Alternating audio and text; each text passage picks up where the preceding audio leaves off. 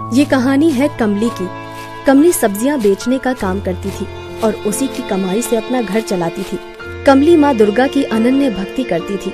बिना उनकी पूजा के उसका दिन शुरू ही नहीं होता था। उसकी बेटी गुंजा भी अपनी माँ की तरह ही दुर्गा माँ से बहुत लगाव रखती थी। ओम जय अम्बे गौरी मैया जय श्यामा गौरी, तुमको निश दिन ध्यावत हरि ब्रह्मा शिवरी। ओम जय अम्बे गौरी। नवरात्रि आने वाली थी। लोग उसकी तैयारियों में लगे हुए थे। कमली भी हर साल की तरह नवरात्रि का व्रत करने का सोच रही थी, लेकिन उसके पति हेत राम को इन सब से कोई फर्क नहीं पड़ता था। उसे तो बस एक ही चीज से मतलब था और वो थी शराब।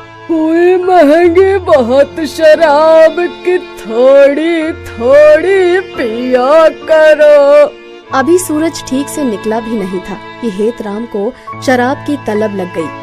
अब काम धाम तो वो कोई करता नहीं था, इसीलिए अपनी पत्नी को आवाज देकर बुलाने लगा और उससे पैसे भी मांगने लगा। कमली, अरे कमली, अरे मर गई क्या? जल्दी से आ। सुन रही है? तेरा पति परमेश्वर तुझे आवाज लगा रहा है, इधर आ। कमली समझ गई कि सुबह सुबह हेत राम उसे क्यों बुला रहा है। वो उसके पास तो जरूर गई, लेकिन सुन फटाफट कुछ पैसे दे, मुझे शराब पीनी है। आपको शर्म नहीं आती? अभी सूरज भी ठीक से नहीं निकला है और आपको शराब चाहिए। आपको ना तो अपनी फिक्र है और ना ही हमारी। सूरज निकलने से शराब का क्या लेना देना? चल अब ज्यादा बकवास मत कर और पैसे दे।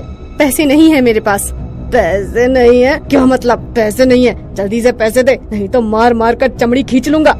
लेकिन आज कमली भी जिद पर आ गई थी और उसने अपने पति को शराब के पैसे देने से इनकार कर दिया। बस इसी बात पर हेत राम चिढ़ गया और रसोई में जाकर बेलन से उसकी पिटाई जानवरों की तरह करने लगा। मत मारिए मुझे मत मारिए, छोड़ दीजिए। पैसे दे पैसे, नहीं तो आज जान से ही मार दूंगा तुझे। जीवन में दुख आते हैं तो सुख भी आते हैं, परेशानी आती है तो उसका हल भी मिलता है। अगर जीवन एक समान दुख में ही चलता रहे तो फिर लोग जीवन जीते नहीं, उसे काटते हैं। कमली के पति हेतराम ने आज फिर उसकी इतनी पिटाई की कि उसका हाथ भी ठीक से नहीं उठ रहा था। गुंजा, अरे ओ गुंजा बेटी, जरा इधर आ। क्या हुआ माँ? बेटी देखना, आज तेरे बाबा ने इतना मारा है कि मेरा हाथ भी ठीक से नहीं उठ रहा। तू आज सब्जी बेचने चली जाना। ठीक है माँ, मैं चली जाती हूँ। गुंजा कमली की बेटी थी। कमली का जब से हेतराम से विवाह हुआ है, उसका जीवन कांटों से भरे रास्ते की तरह हो गया है और वो कांटे भी ऐसे कि उसकी चुभन से उसके पैर तो छिलते ही हैं, उसकी आत्मा तक छलनी हो जाती है। हेतराम के घर पर रहते हुए उसकी पत्नी और छोटी बेटी सिर पर टोकरी लिए सब्जी बेचने जाती थी। इस बात से भी उसे कोई फर्क नहीं पड़ता था।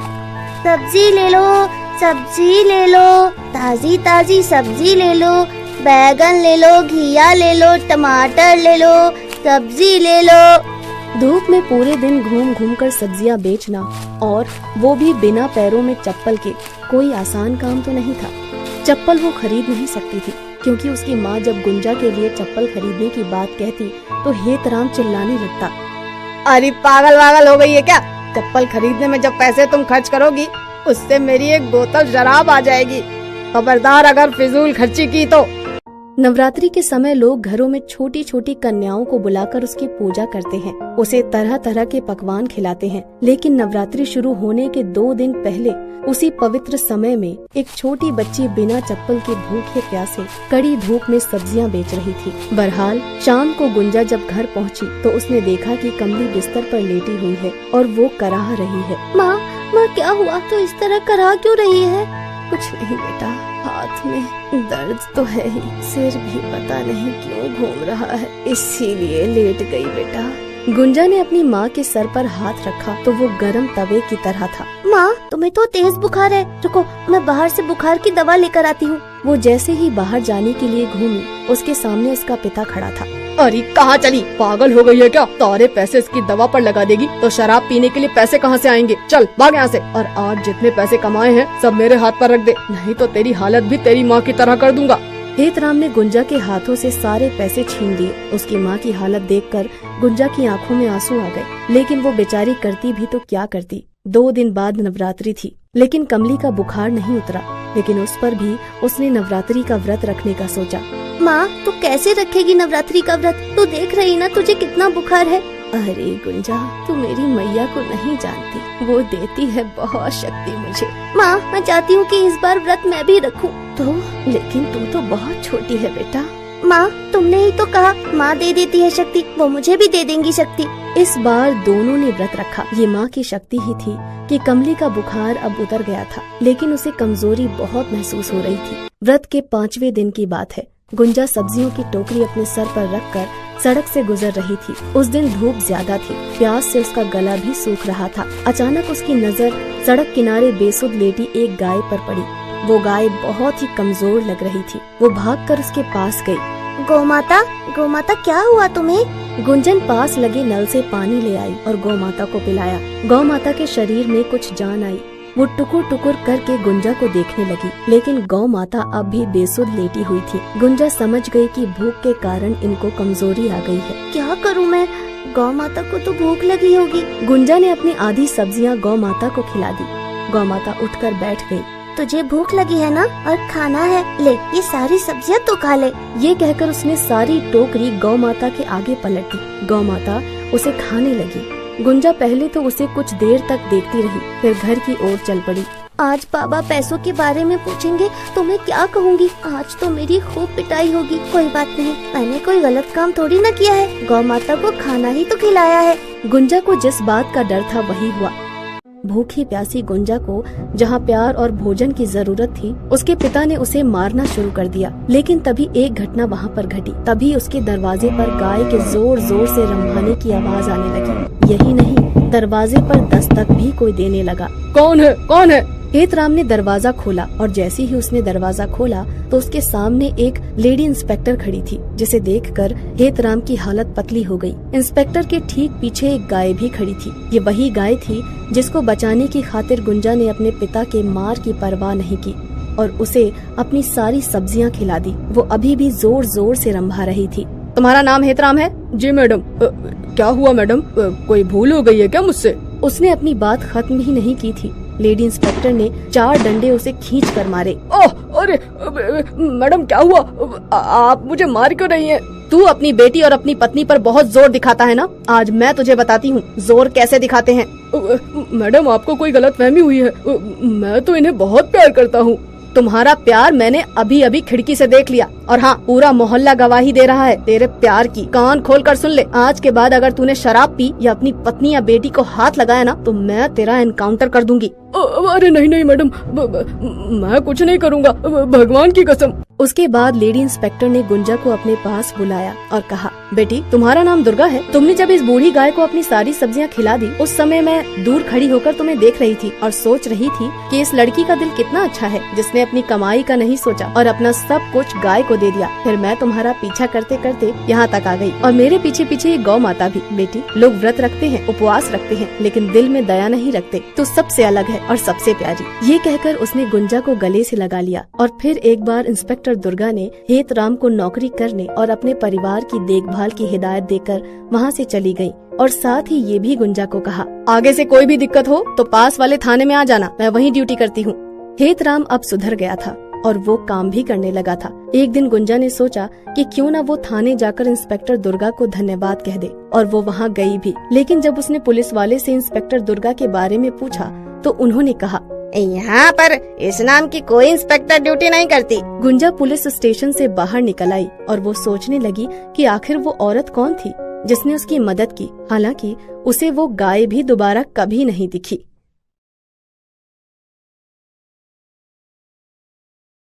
सुमन अपने पति विनोद के साथ उसके गांव चली जाती है। सुमन गर्भवती थी। ये देखकर उसकी सास डरते हुए बोलती है, बेटी तुझे इस अवस्था में गांव में नहीं आना चाहिए था, और विनोद तू तो सब जानता है, फिर भी बहू को ऐसी अवस्था में गांव लेकर आ गया। थोड़ी अक्ल वक्ल है भी या नहीं? माँ, मैंने तो सुमन को बहुत मना किया, पर यह है कि जिद करने लगी। फिर वहाँ इसकी देखभाल करने वाला भी तो कोई नहीं था, इसीलिए मैंने भी सोचा कि इसको आपके पास ही लेकर आ जाता हूँ। पर बेटा।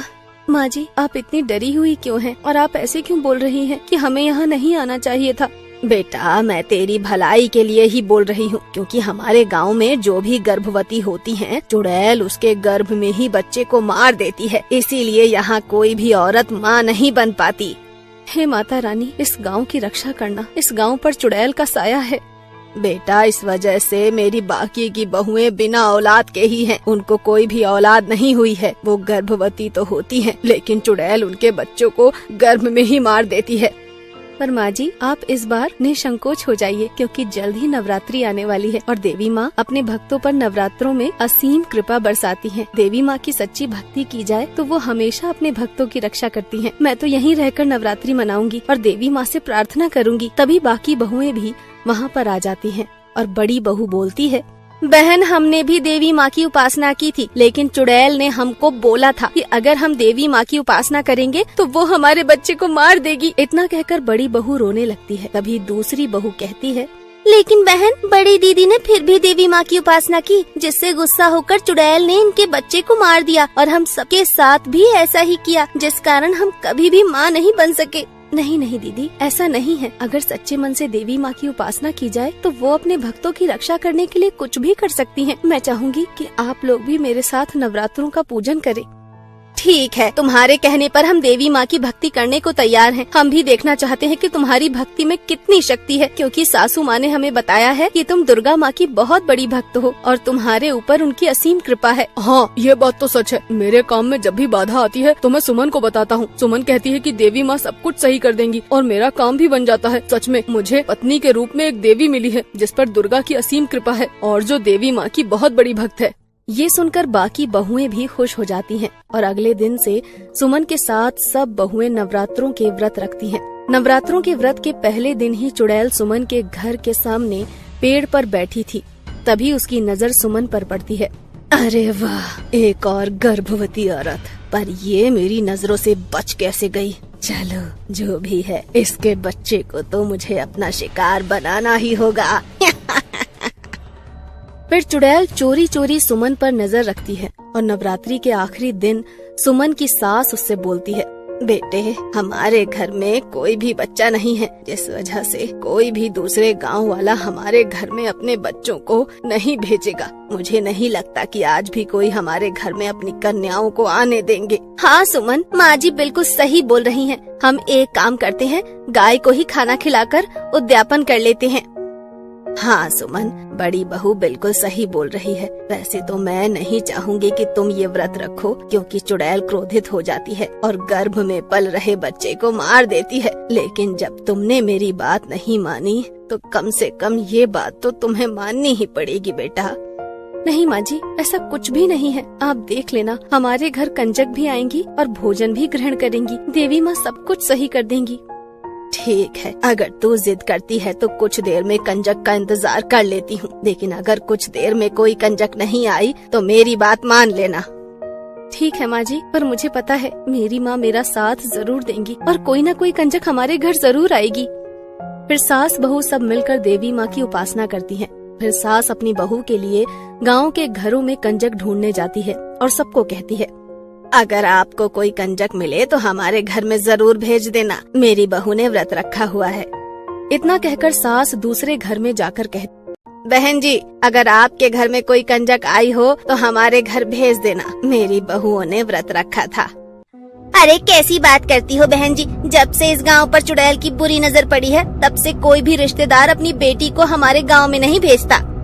सुमन की सास ये सुनकर बहुत उदास हो जाती है और वो जितने भी घर जाती है उसे यही सुनने को मिलता है। तो वो अपने घर के बरामदे में लगे पेड़ के पास खड़ी होकर अपनी बहू को सब बता देती है।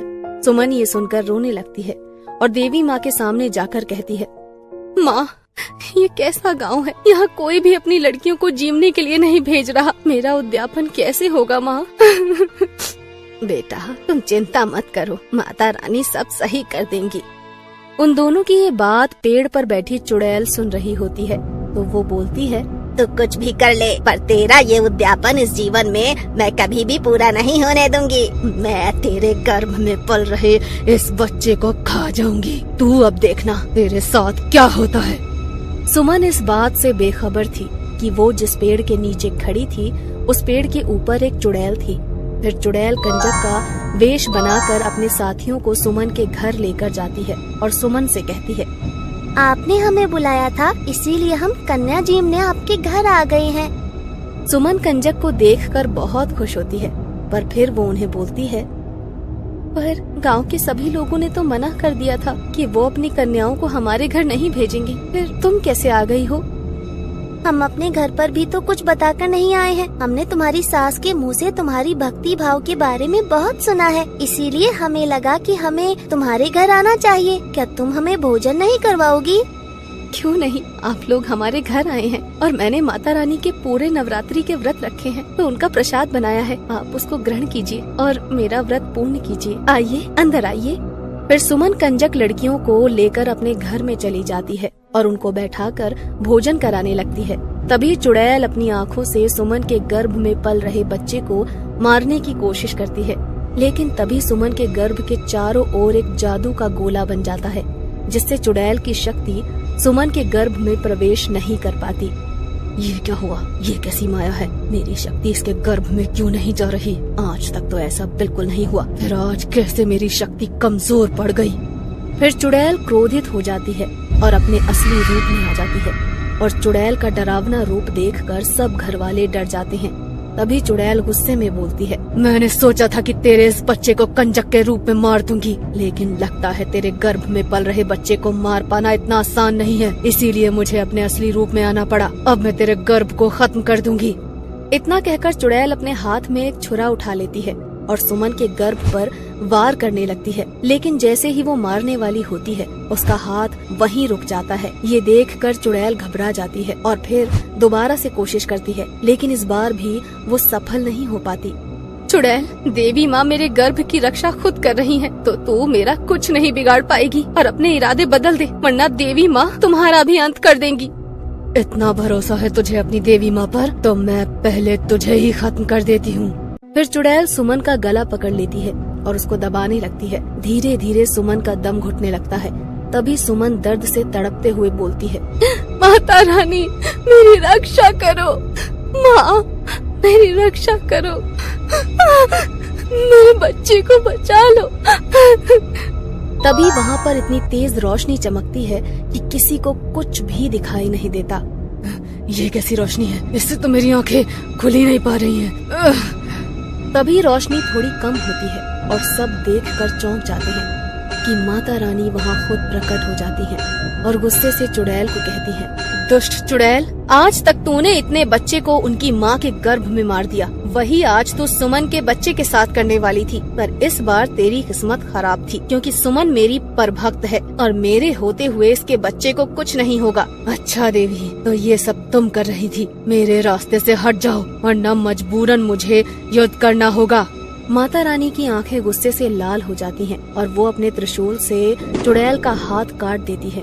ये देखकर चुड़ैल क्रोधित हो जाती है और देवी माँ पर ही हमला कर देती है। अब बहुत हुआ तेरा आतंक चुड़ैल, अब तक मैंने तुझे सुधरने का मौका दिया था, लेकिन तू काबिल नहीं है। इतना कहते ही देवी अपने नेत्रों से चुड़ैल को भस्म कर देती है। पास में खड़ी सुमन और उसका परिवार माता के चरणों में गिर जाता है। तभी सुमन कहती है, माँ जी देखा, मैंने कहा था ना कि देवी माँ अपने भक्तों की रक्षा स्वयं करती है। आज माँ ने मेरे गर्भ को बचाकर फिर से भक्ति की शक्ति का एहसास करवा दिया। माता रानी, जय हो माता रानी। माता रानी सुमन को उठाते हुए बोलती है, बेटा सुमन, तुम्हारी भक्ति में इतनी शक्ति थी कि मुझे स्वयं ही आना पड़ा, और जब जब कोई भी व्यक्ति सच्चे मन से मेरे नवरात्रि के व्रत करेगा उसकी मनोकामना अवश्य पूर्ण होगी। इतना कहते ही देवी माँ विलुप्त हो जाती हैं और उस दिन के बाद से लोगों में देवी माँ के प्रति विश्वास और ज्यादा बढ़ जाता है और पूरी श्रद्धा से हर साल नवरात्रि में माँ का अच्छे से उद्यापन करते हैं। और फिर कुछ समय बाद सुमन के घर में लक्ष्मी पैदा हो जाती है